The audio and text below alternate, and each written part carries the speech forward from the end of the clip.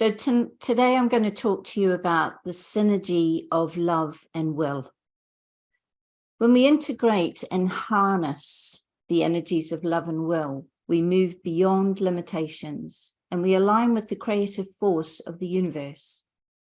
So today I'm going to go into an in-depth esoteric look at the nature of both love and our will, and the potential power of these energies in service to others, to inspire, create change, and transform lives. And it's no coincidence that this is happening while we're still in the energies of the Wesak Chorus Full Moon Festival, which of course brings together the great avatars of love and will, the Christ and the Buddha. And so that is supporting us today. So let us begin by exploring a deeper understanding of the nature of love. Our sun, our solar logos, is a great channel for the second ray of love wisdom. This energy of love, wisely applied, is the predominant guiding force for all within our solar system. Our sun is in fact the heart chakra in the greater being, the one about whom much may be said, often called the great man of heaven. The living entity using our solar system as a form within which to evolve and express himself. All of the 7 rays that govern and affect all aspects of human life on this planet are expressions of this ray of love wisdom that splits like white light through a prism into 7 rays, each with their own defining qualities. Our monad, soul, personality, and each of our lower personality bodies are governed by one of these rays. These in turn express through the 7 major chakras of our etheric energy system to determine our particular and unique mix of personality qualities, traits, capacities, and the challenges that help us to grow, to develop spiritually as we work through our karma and move forward on our spiritual path of perfecting manifestation and the manifestation of truth, beauty, and goodness in the world of matter. We're only just beginning to understand the nature of love, and we are in the infant stages of expressing the power of this force we call love. Love is not a sentiment. It's not an emotion or affection. Alice Bailey writes in The Soul, The Quality of Life, that the nature of the soul is love and the will to good. She continues that love was the impending motive for manifestation, and love it is that keeps all in ordered sequence. Love bears all on the path of return to the Father's bosom, and love eventually perfects all that is.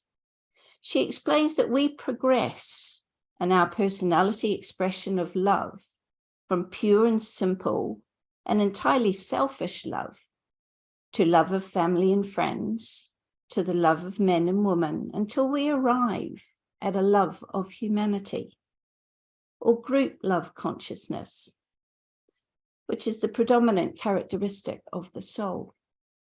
She affirms a master of compassion loves, suffers with, and remains with his kind and his kin. Love emanating from the soul gradually develops from love of humanity to love universal, including love of the Diva evolutions and all forms of divine manifestation in all kingdoms. So it is a natural part of our spiritual evolution to progress from love that is personal to that which is impersonal and universal. This divine expression of love is the manifestation on earth of the Christ consciousness. We witness this in the great sacrifice the disciple Jesus made during his initiation on the cross, whereby he opened fully to this Christ consciousness, divine love that enabled him to forgive and love even those who had dishonored and harmed him. In John 15:12-13, he said, "My command is this, love each other as I have loved you. Greater love has no one than this, to lay down one's life for one's friends. Over many lifetimes, there's gradually a transformation from love centered in our solar plexus chakra, in which we form an attachment to the recipient of our love through our lower emotional nature. Those entrained in this type of relationship send each other wonderful waves of heart chakra energy and energy from the solar plexus that creates the euphoric emotions associated with falling in love.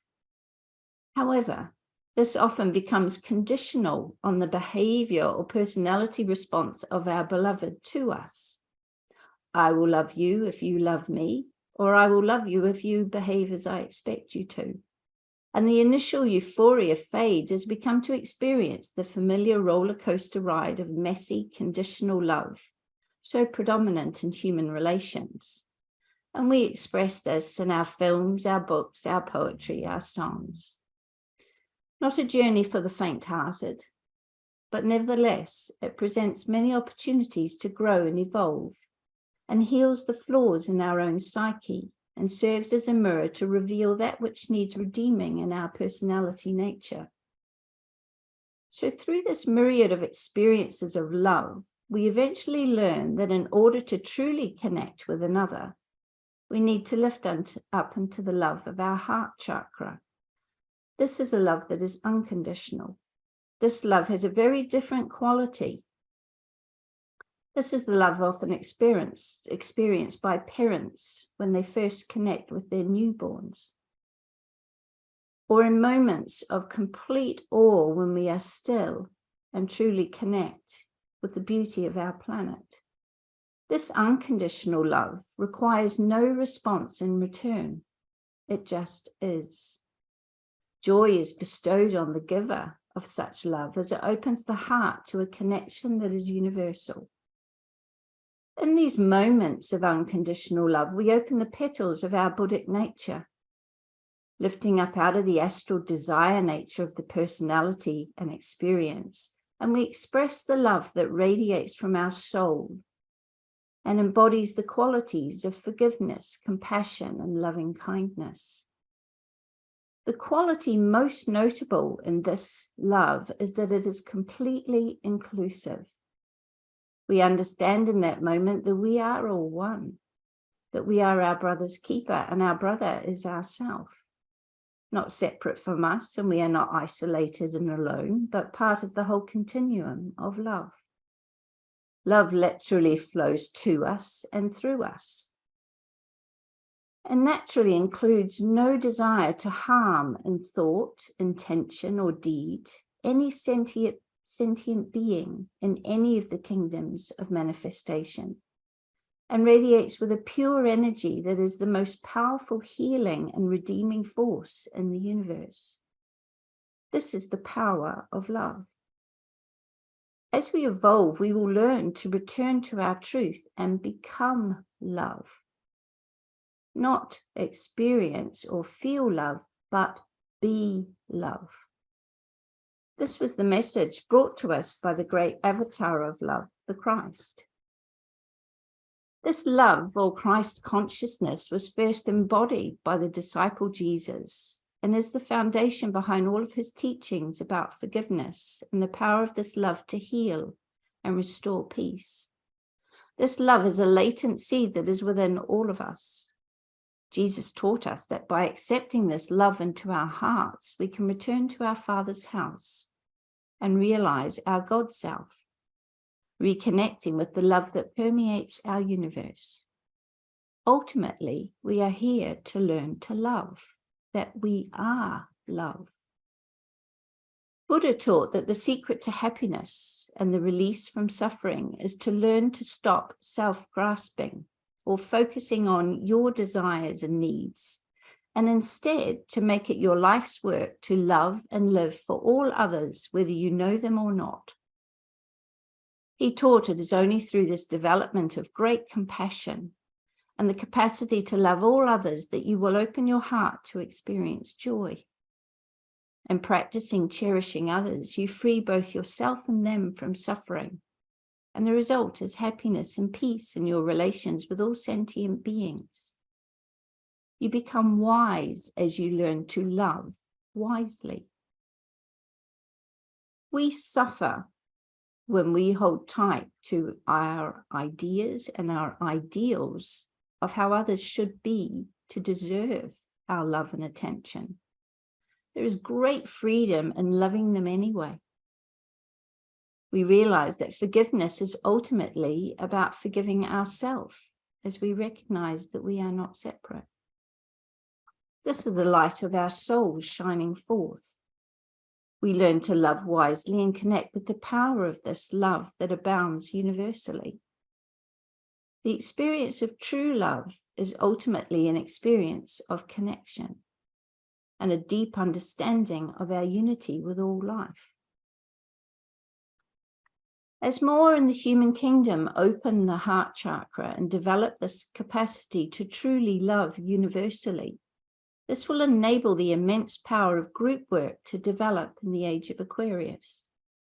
Most groups today have noble heart intentions, but fail to achieve their potential for positive change, as members are still polarized in their lower astral, emotional natures and cannot yet function from their Buddhic nature. So conflict blocks the manifestation of these noble intentions.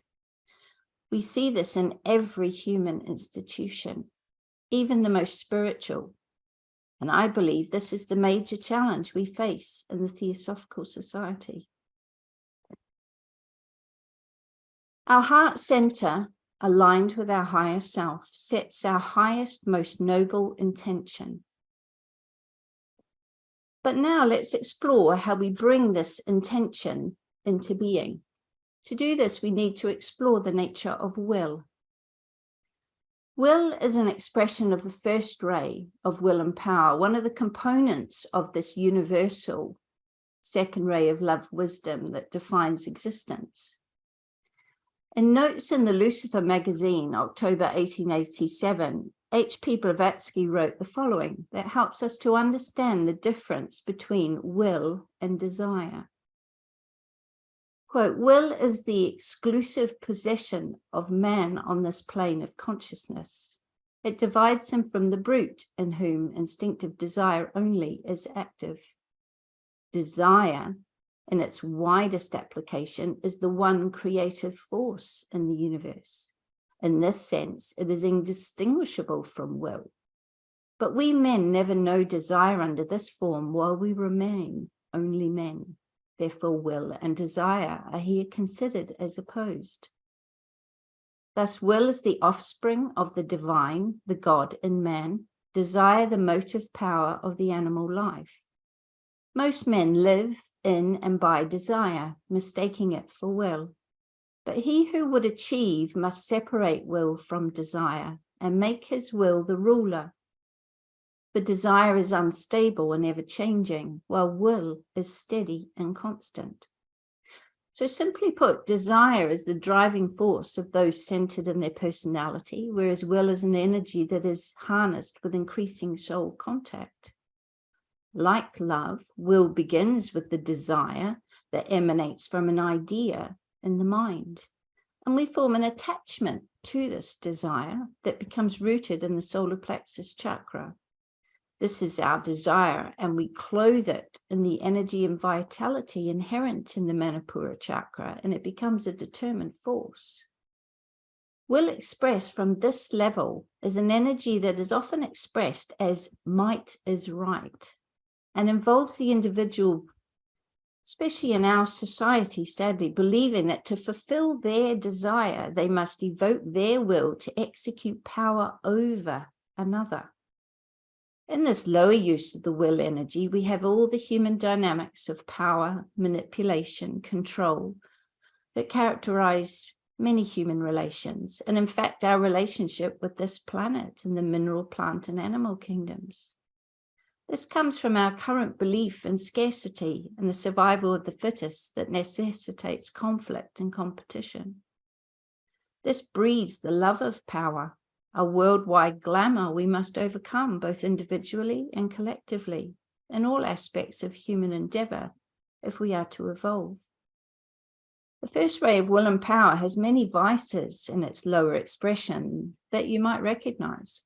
For example, a pride that will heed no criticism, ambition that knows no bounds, willfulness that knows no reason, anger that has no placating, and an arrogance and obstinance that survives all persuasion.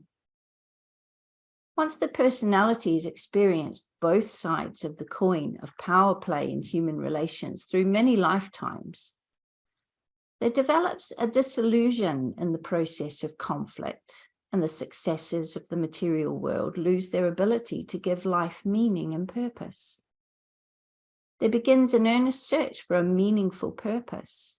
We see this as a defining attribute in the lives of many in our current times. So many people are searching for a purpose and a life of meaning. So when this is absent, people succumb to the many distractions the material life has to offer to avoid being honest about how unclear they are as to their purpose and how little meaning their life has. There is a lack of alignment with soul and a lack of clarity and meaning to their lives. So they spend time on social media, seek answers in constant courses, books, retreats, and the words of others, until eventually they find that the material world does not satisfy something they are seeking deep inside, something that is not to be found outside of themselves. And they realize that an inner search is required for the answers. This is the point at which many find the ancient wisdom teachings and are drawn to practices like meditation that enable the detachment from personality desires and an alignment to the soul's will and aspiration. Meditation is a powerful practice that opens the heart and strengthens our will. We can set a strong determination that reaches deep into our psyche when deep in meditation. We connect our conscious with our unconscious mind. We open our heart. We learn to discipline and control our mind, and therefore start to understand and be able to utilize its true power, the true power of our mind. With the highly evolved man, desire is transmuted. Attachment is released, and there is a surrender to a divine or higher plan, where desire is transformed into aspiration. Let my will be thy will. The defining aspiration is to know one's unique path of service and the particular part you are to play in the plan of the conscious evolution of mankind and our planet in this lifetime. Through conscious, contemplative, and meditative practices, there is a gradual opening of the third eye, the Ajna chakra, and a natural alignment with the soul, heralding a life guided by the intuitive wisdom of our Buddhic nature. This beautiful surrender to my will be thy will is orchestrated from the synergy of the universally focused love in man, combined with an opening of the will to good. This will energy is not aligned to the individual's desires, but rather aligns with this will to good or will to God. Again, moving from the personal to the impersonal universal. This beautiful surrender is an example of the power and of the synergy between love and will. As the heart opens to universally focused love through the Buddhic nature, this opens the doorway to a connection to divine will energy, pouring through the crown chakra from the Atma aspect of our higher self. It is through this Atma aspect that we connect to the mind of God, to the will of God, and Shambhala, where the will of God is known. We start to align with the energy, not just of our soul, but of the Monetic Spark. And when this starts to occur, this gives great meaning to our life.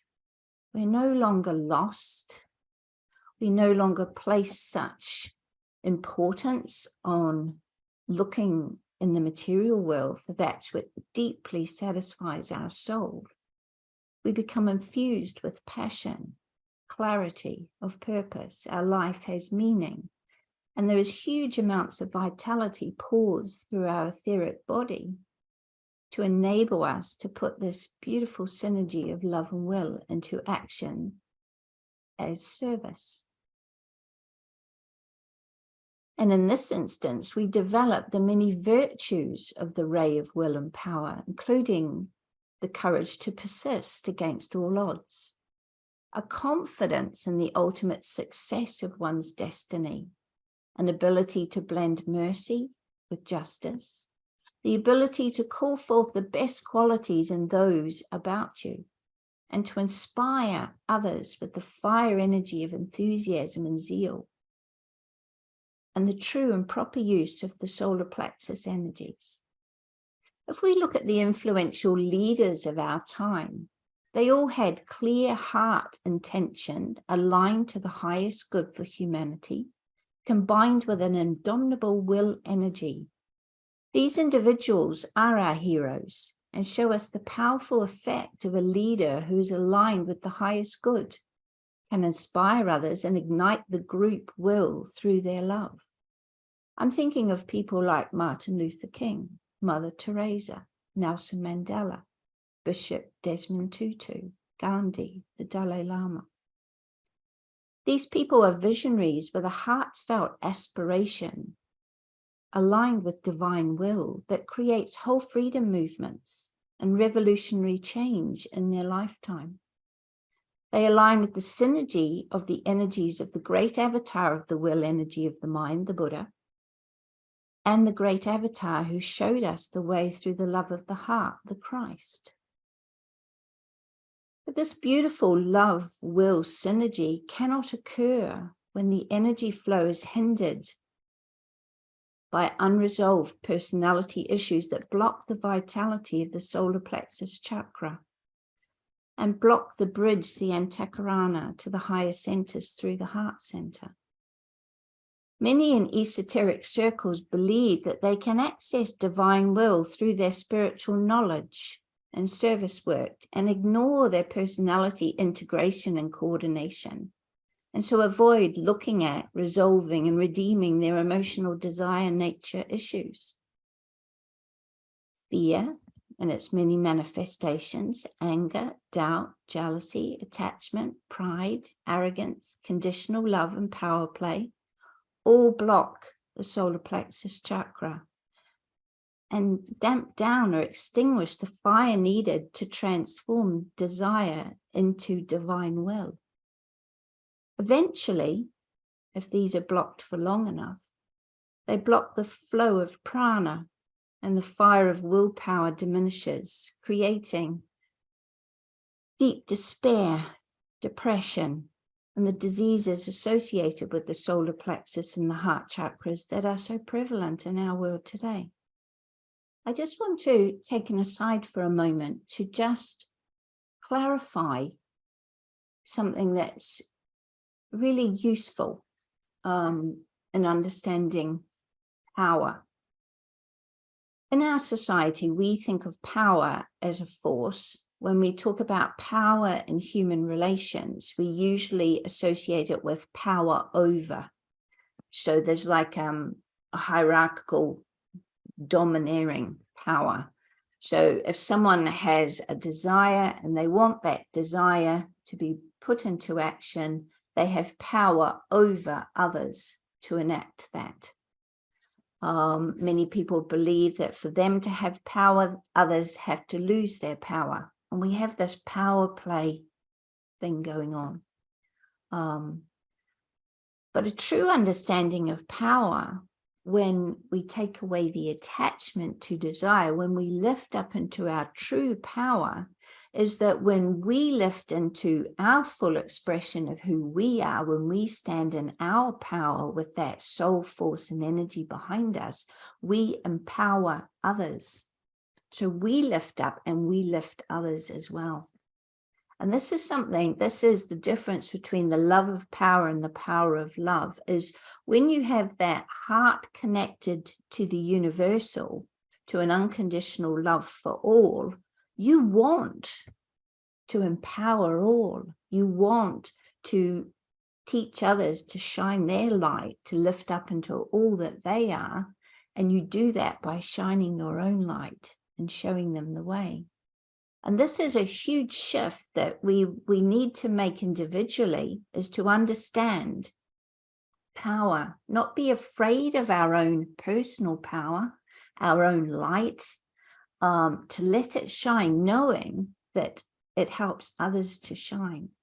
And we don't have to have this power over, it can be power to, or empowerment.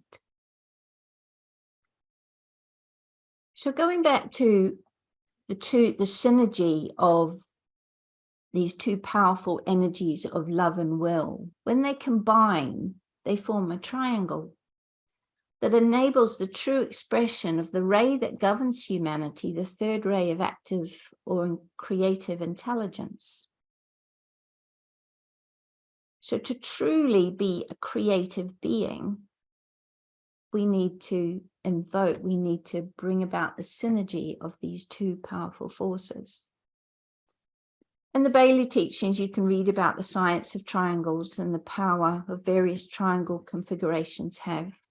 For example, there's a very powerful triangle between Shambhala, where the will of God is known, the crown chakra of our planet, the hierarchy as a vehicle for divine love, the heart chakra, and mankind as the creative expression of the synergy of these energies, the throat chakra that governs truthful expression. We're only just starting to understand the true implications of the axiom that energy follows thought, and that thoughts become things, and the power of our mind to create. Through the higher expression of this third ray, we will come to realize our capacity to create consciously, from pure heart intent with our mind, to clothe an idea in energy that manifests it into the material world. This is goodwill, or love in action, will energy directed and lovingly applied. According to the Bailey teachings, the highest expression of love that mankind is capable of at this time is goodwill, and it's the basis of all true service work. Madame Blavatsky described will as the one and sole principle of abstract eternal motion, or its ensouling essence. The will creates, she said, for the will in motion is force, and force produces matter. Blavatsky stated in the article that I cited previously on will and desire, quote, "Both will and desire are absolute creators, forming the man himself and his surroundings. But will creates intelligently, desire blindly and unconsciously. The man, therefore, makes himself in the image of his desires, unless he creates himself in the likeness of the divine through his will, the child of the light. His task is twofold: to awaken the will, to strengthen it by use and conquest, to make it absolute ruler within his body, and parallel with this, to purify desire. Knowledge and will are the tools for the accomplishment of this purification," unquote. Will energy without a connection to the pure intention of the Buddhic heart is subject to the corruption of power and use of will for selfish ends. And we see this. We see it more and more on our planet every day. Power over, which diminishes the true expression of another, controls, manipulates. When this will energy is combined, however, with compassionate universal love, it empowers others and enables them to step into their full expression of their light.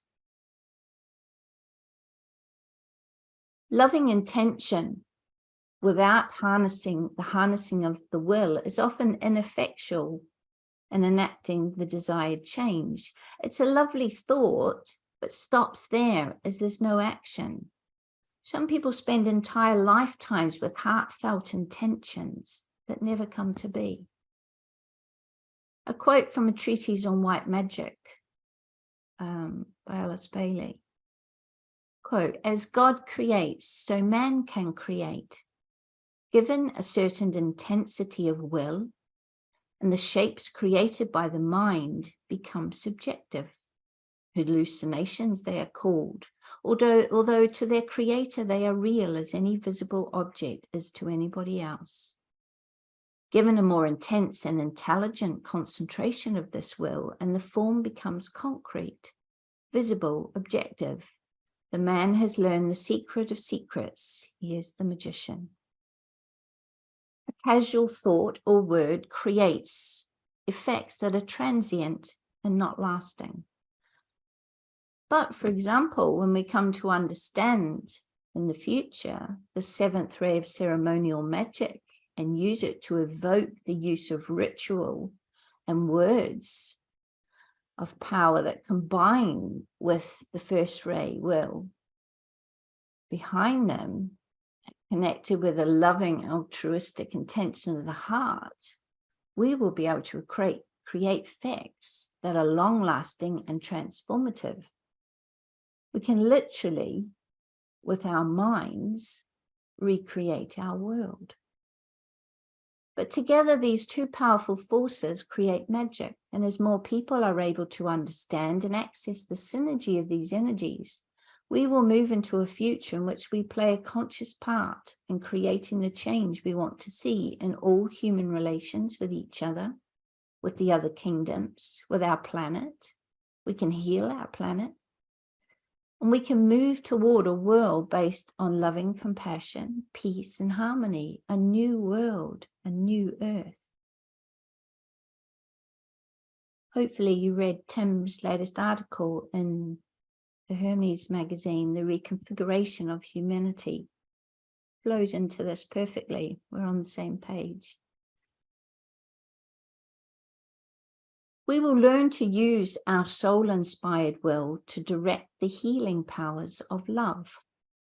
For example, through Lucius Trust, there are thousands in the world that visualize and use a meditation in triangles every day to change the etheric nature of the etheric energy surrounding our planet, to transform the dark, negative thought forms into those aligned with the light.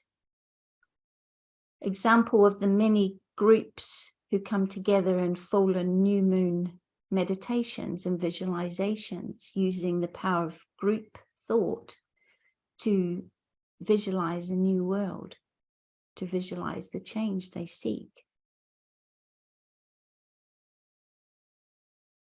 We all come to truly understand the power of our mind to create our material reality.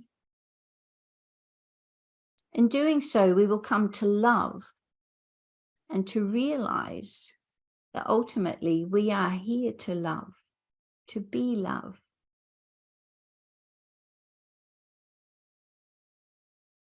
So that's all I wanted to say